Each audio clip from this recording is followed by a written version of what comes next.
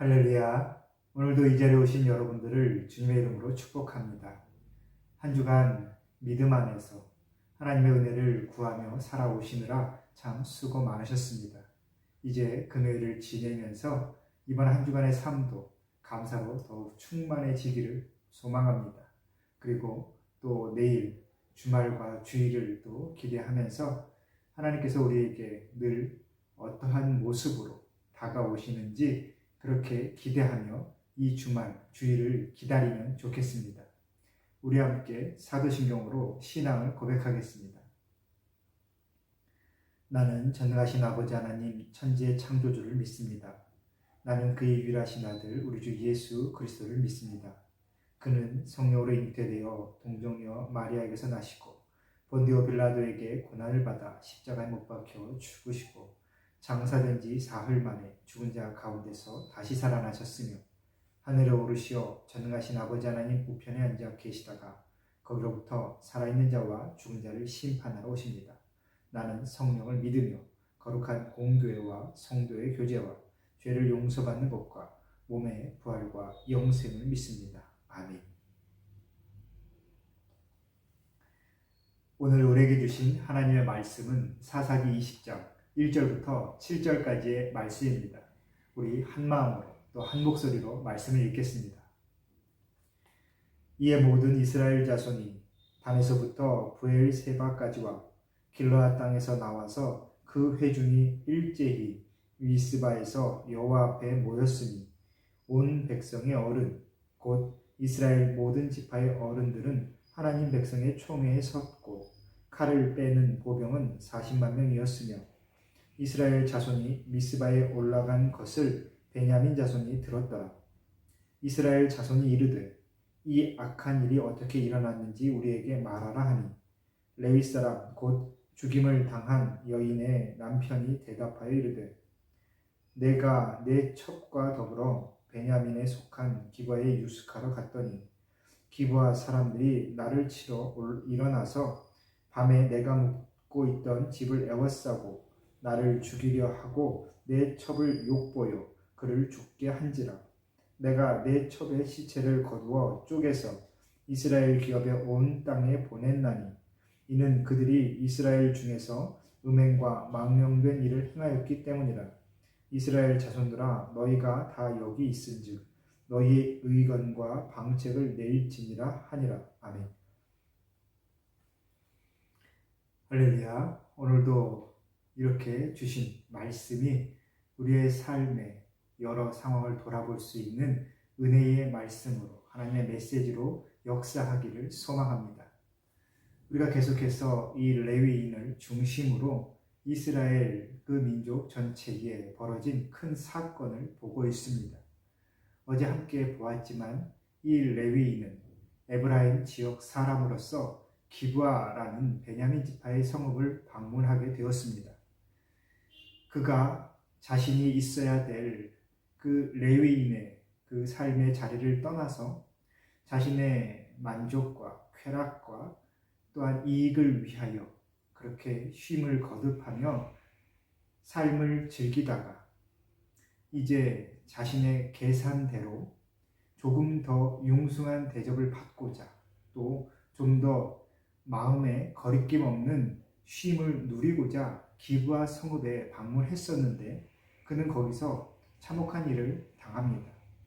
하지만 그 참혹한 일을 당한 것은 그 기브아 성읍의 사람들이 너무나 악하기 때문이기도 하고 당시에 이 이스라엘 지파 하나님의 백성들의 그 삶이 아주 음행과 또한 악행으로 타락했기 때문이기도 하지만 이 레위인 자체의 삶도 이미 하나님의 말씀을 떠나 있었기 때문에 이 엄청난 사건이 벌어진 것은 누구 하나 개인의 책임은 아닌 것이지요.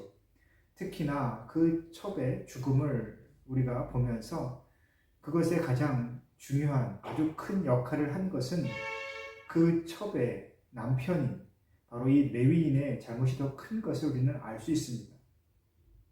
그는 자신의 안전을 위하여 다른 사람의 생명을 희생시켰지요.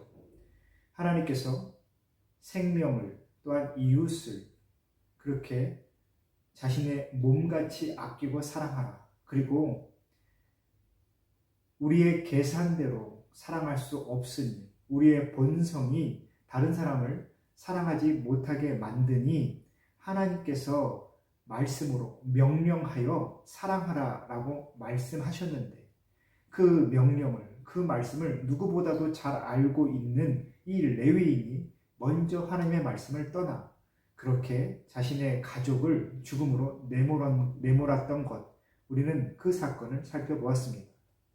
그리고 결국 그 첩이 죽고 나자 이 레위인은 그 첩의 시체를 12조각으로 쪼개어 12지파에게 보냅니다.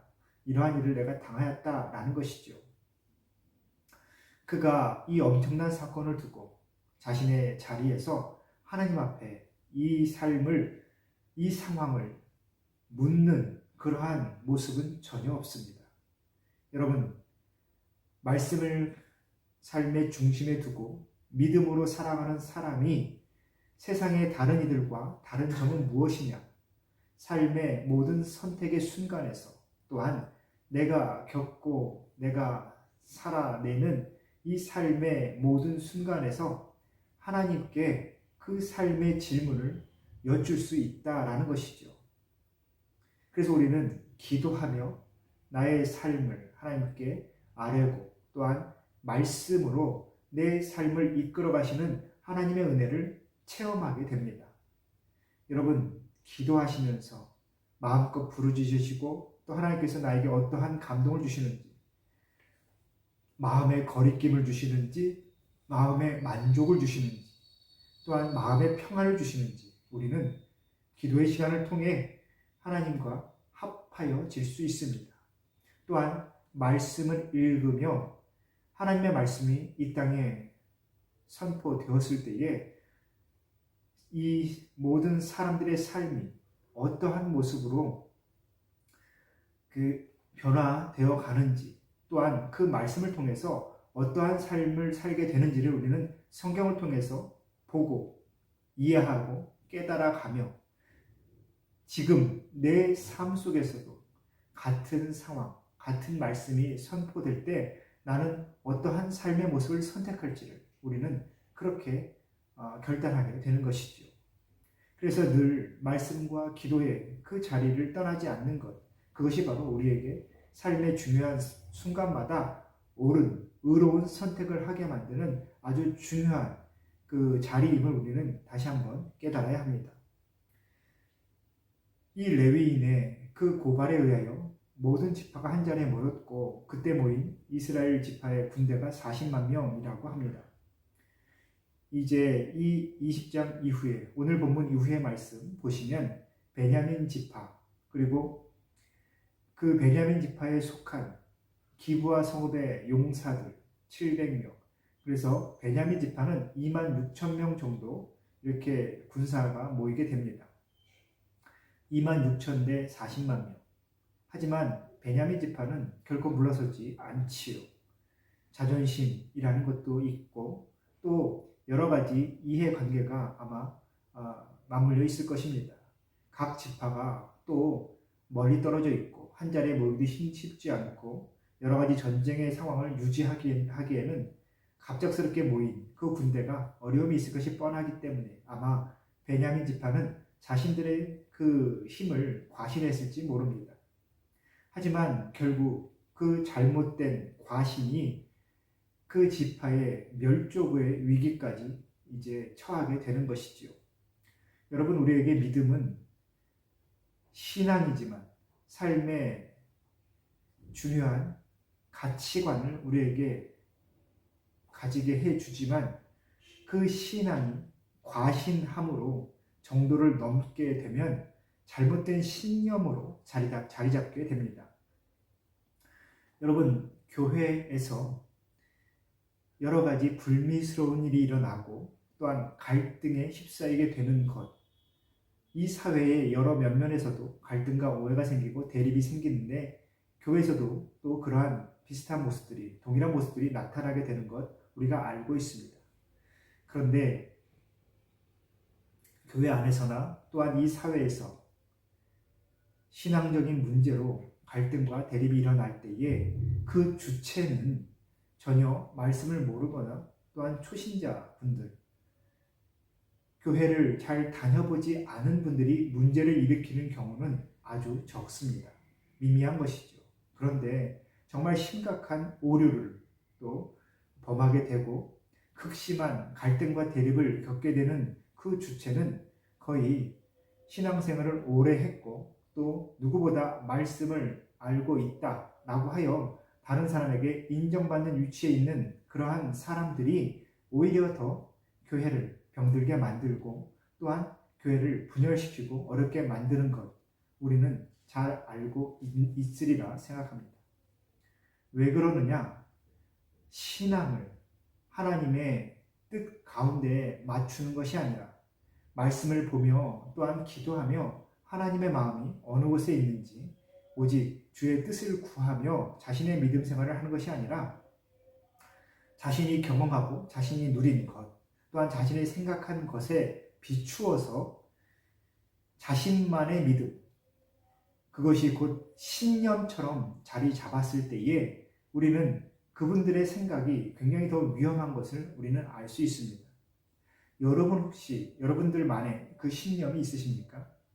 많은 분들 보면 교회 생활을 어느 정도 경험하셨는데 그 자신만의 믿음을 또 성장시켜 가면서 말씀이 아닌 주변의 상황, 주변의 이야기들에 귀를 기울이며 그것을 통하여 자신의 믿음을 세워가는 분들을 보게 됩니다.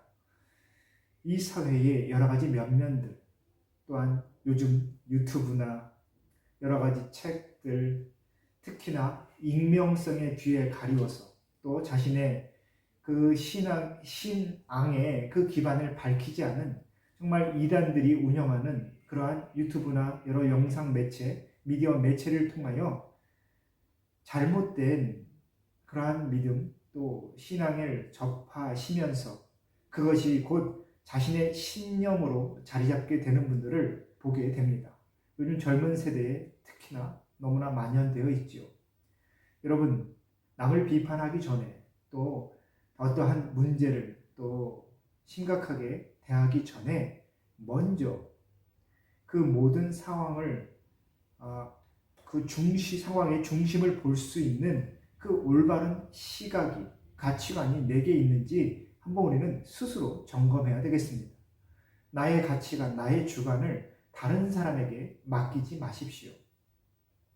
오늘 이 레위인이 이 큰 문제를 일으키는 그 중심에는 바로 자신의 상황, 자신의 주관, 판단, 가치관을 그는 하나님께 묻지 않았다라는 겁니다. 그것을 자신이 원하는 바를 이루기 위하여 다른 사람의 동의를 얻고자 다른 지파를 선동한 것을 우리는 정확하게 꿰뚫어 봐야 되겠습니다. 여러분, 이 땅의 모든 사회, 우리의 삶, 그리고 우리의 교회, 모든 것의 그 중심에는 분명히 하나님께서 함께 하십니다. 여러분이 보시기에 답답하고 또한 더디어 보이고 어그러져 보이지만 결국 그 일을 심판하시고 매듭 지으시는 분은 하나님 한 분밖에 없으십니다. 여러분, 이 땅의 교회를 보아도 교회가 타락하고 또한 잘못된 모습을 보이고 교회를 섬긴다는 그 분들이 그 삶이 무너져 있는 것을 보시면서 교회를 떠나는 것처럼 어리석은 일은 없습니다. 여러분, 교회는 하나님께서 세우시고 나는 내가 할 믿음의 도리를 충실하게 하면 됩니다. 하나님께서는 나에게 하나님의 마음을 전하시고 하나님의 일을 보여주시며 하나님의 선하신 계획 가운데 나를 이끌어 가실 것입니다. 여러분, 그 믿음이 있으시면 다른 사람의 삶을 통해, 다른 사람의 믿음을 통해 내 삶이 흔들리는 일은 없으면 되겠습니다. 내가 할 도리, 내가 하나님 앞에 내 삶을 드리고 하나님의 교회를 세워가며 이 땅의 모든 이웃들의 삶을 보면서 내 손을 펼칠 수 있으면 그것으로 족한 것이지요. 내가 드린 나의 삶이 다른 누군가가 나를 이용하는 것이 아닌가. 물론 그 사람이 이용하게 될지라도 결국 그것은 하나님께서 그 사람을 심판하실 것입니다. 모든 것은 하나님의 주관 아래에 있는 것이죠. 다른 사람 때문에 내가 할 것을 안 하는 그러한 어리석음을 가지면 안 되겠습니다. 오늘 이 레위인 또 베냐민 지파 또한 나머지 모든 12지파 자신들의 그 믿음 없음이 드러날까봐 전전긍긍하고 있다라는 생각도 하게 됩니다. 레위인의 삶을 보면서 우리가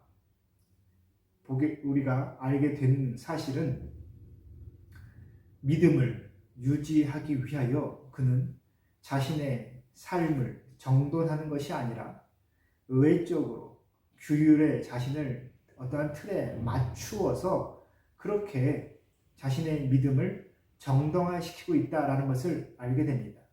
바로 분리와 배척이라고 우리가 정의할 수 있을 터인데, 이방 여부수 성읍은 가면 안 되고 기브아 성읍은 가도 되고, 하나님의 백성의 지파에 내가 머무르면 내가 내 삶의 그 정당성, 믿음의 온전함이 유지되고, 눈에 보이는 이방 사람의 땅에서 내가 머물면 내 삶이 훼손당한다라고 여기면서 정작 자신의 속사람은 한없이 세상에 물들어 있는 것을 인정하지 않는 그러한 믿음. 우리는 레위인을 통해서 보았고 또한 베냐민을 통해서 보게 되고 오늘 12지파를 통해서도 보게 됩니다. 자신들의 삶이 무너져 있고 또한 자신의 그 신앙 안에 하나님의 정의가 없는데, 하나님의 말씀과 하나님의 마음이 자신의 그 삶의 중심에 없는데도 불구하고 눈앞에 보여지는 사회 현상, 그것을 내가 스스로 방어하지 않으면 내가 믿음 없음으로 그렇게 여겨질까봐 나머지 12지파도 또한 나머지 11지파도 또한 베냐민 지파도 그렇게 서로가 자신의 믿음의 정당성을 위하여 지금 전쟁을 일으키고 있는 것입니다. 그들이 정말 이 상황에 대하여 자신들의 믿음의 정당성을, 신앙의 정통성을 세우고자 했다면 그들은 먼저 예루살렘에 모여 함께 통회했어야 됩니다. 함께 슬퍼하고 함께 애통해하며 자신들의 믿음이 다시 한번 정결해지기를 하나님 앞에 용서를 구하며 회개해야 됐다라는 것이죠. 모든 민족의 아픔으로 말입니다. 하지만 그들은 지금 전쟁을 일으킵니다.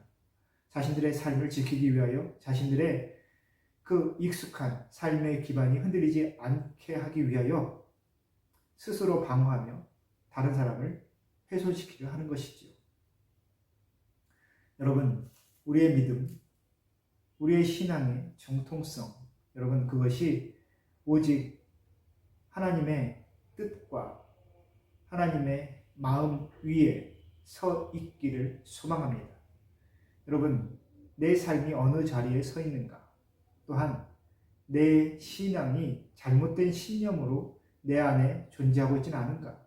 나는 내 신앙의 기준을 다른 사람을 보며 그렇게 훼손시켜 가는가? 아니면 왜곡시켜서 그렇게 성장시키고 있는가? 아니면 오직 하나님께 뜻을 두고 하나님의 말씀 가운데 기도하며 하나님 앞에 서 있는 내 자신의 모습을 내가 스스로 돌아보면서 그렇게 믿음이 성장하고 있는가? 우리는 다시 한번 돌아봐야 되겠습니다. 계속해서 말씀이 조금 무겁고 이 상황이 참혹한 것은 어쩔 수 없지만 이 말씀을 보며 저와 여러분의 삶이 다시 한번 하나님 앞에 온전히 세워지기를 소망합니다. 오늘도 하나님께서 우리의 마음을 만지시리라 기대하고 또한 내일 그 주말에 그 평온함과 그 화목함이 여러분의 모든 가정마다 충만히 임하기를 마지막으로 또한 축복합니다. 사랑하는 성도 여러분, 오늘도 하나님의 샬롬을 전합니다. 우리 함께 기도하겠습니다. 우리의 삶의 주인 되신 하나님 아버지, 이 땅을 살아가며 우리의 눈으로 바라보는 이 사회 또한 우리의 교회가 하나님의 손에 의하여 이끌려 가고 있음을 믿습니다. 하나님께서 주인 되어 주시고 하나님께서 함께하여 주시며 오직 하나님의 뜻에 의하여 이 땅이, 이 세상이 이끌어져 감을 다시 한번 고백하오니 주님, 그 안에서 하나님의 일을 온전히 나타내는 주님의 도구로 우리를 세워 주옵소서. 우리의 믿음, 우리의 신앙이 오직 하나님 안에 올바로 설 수 있기를 원합니다. 다른 사람의 말과 행동과 또 그러한 모습 때문에 우리가 잘못된 신념으로 우리의 신앙이 변질되어 가지 않도록 늘 깨어있게 하여 주시옵소서. 주님, 오늘도 오직 하나님께 말씀을 구하고 기도의 자리에서 하나님의 감동하심만을 기대하는 우리 모두가 되도록 주님 함께하여 주옵소서.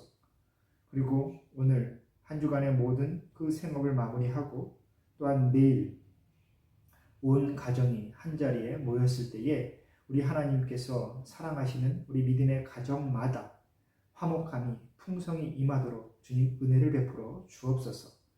모든 주님의 가족들 주님 안에서 그 은혜 안에서 평안함의 은혜가 더욱더 깊어지기를 소망하며 예수님의 이름으로 기도합니다. 아멘.